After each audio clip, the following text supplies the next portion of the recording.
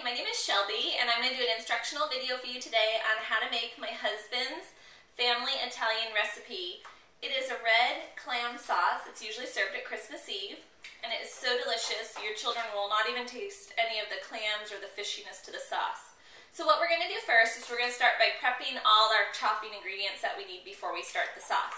So first what you're going to want to do is get one large sweet onion and chop it very finely, as well as about 6 large basil leaves and a handful of parsley. So what you're going to want to do is get that all prepared, and then we'll start working on the sauce. Okay, next what you're going to want to do is you're going to want to turn on the oven to medium heat. I have it at about 6. And then you're going to want to pour in about 1/4 to 1/2 cup of olive oil. You can never put too much in, so you don't need to worry. And you're going to want to wait and let that heat up slightly, about 2 to 3 minutes. Alright, now that the oil is heated up slightly, after about 2 to 3 minutes, you're going to want to add the sweet onion. And you're going to want to cook the sweet onion in the olive oil, usually about 5 minutes or so, until it starts to get nice and glassy. Okay, so it's been almost about 10 minutes and the onions are looking nice and glassy. You still see it getting on the olive oil in there, and that's good because it really flavors up the sauce. Now what we're going to do is add some garlic, and I'm a cheater. I use the pre-packaged minced garlic. I'll tell you what, it works the same. Why kill yourself over pressing garlic over the stove? So you need about 5 garlic cloves. And this one, 2 teaspoons equal 1 garlic clove. So I'm going to add about 10 of these. So that's a lot of garlic. 5 garlic cloves is a lot, but it will taste delicious. Okay, once you add the garlic, you're just going to want to spin it around a little bit, not too long. Let it set up a little bit. If you are pressing the garlic fresh, of course you'll want to let it cook a little bit longer. But then what we're going to do is we're going to add a handful of parsley, which we pre-chopped, as well as the 6 large basil leaves that we also pre-chopped to make it a little bit smoother. And then what you're going to want to do is let this cook for about another 3 to 4 minutes, but you want to be stirring it constantly so it doesn't burn the bottom of the pan. Okay, and then next what you're going to want to do, you can see that the green in here, it's nice and dark. So that shows you it's just about ready. You're going to want to add a 6-ounce can of tomato paste into the jar, into the pot I mean. And you're going to want to try to scoop it out as much as you can. And then you're going to want to mix it in until it gets nice and granulated. So the tomato paste won't be this red, it'll be like a darker red. And we will come back and show you that in a minute. Okay, now that we've added the tomato paste, I'm going to stir it constantly because you don't want to let it set because it will definitely burn the pan.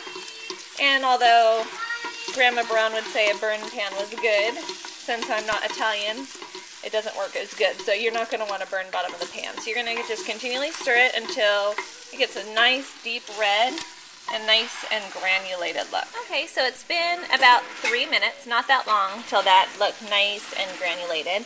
Now I'm going to add 2 cans of minced clams, and I drain them first. Unless you want it super fishy, you're not going to want that fish smell in there. And you're going to do this, and you're going to let this cook for about 5 more minutes. So now that we've cooked the clams into the sauce, stirring it continuously, we have a nice granulated base for the sauce. Everything's nice and cooked, and this is actually the flavor of the sauce, and you're going to love it. So now it's time to add the tomatoes, and I used the contadina, the crushed tomatoes, and we're going to want to add 2 28-ounce size cans. You're going to want to pour it in. Careful not to splash. And then you're going to want to pour in the second one. Oh, and it splashed all over me. Now if you notice there's still some sauce in the can, so what you're going to want to do is fill that up with water. You're going to want to fill up 1.5 cans. So I fill up this one all the way just with the leftover sauce for the water, and then the second can I'll fill up about halfway. And if you cook it too long, you can always add a little bit more water. Not too much, but it won't hurt the sauce to add a little bit more water to the sauce. So we're going to add a little bit of water to it too in just a minute. So now we're adding the water. You can see it's not clear water because it's the leftover tomato sauce, so you want to make sure that you get in there all the way. And then you're going to want to stir this up, bringing up the base of the sauce with the tomatoes that you just added, and stir it up. Does not look delicious. So now that you've added the water, you're going to want to add about a teaspoon of sugar just to sweeten up the tomatoes, and just a pinch of salt. You really don't need a lot of salt. You can add salt later if you think you need it right before you serve it. And this is important, the crushed red peppers. Don't put too many of them in. I've done it before. If you're serving for kids, about 1/8 of a teaspoon is perfect.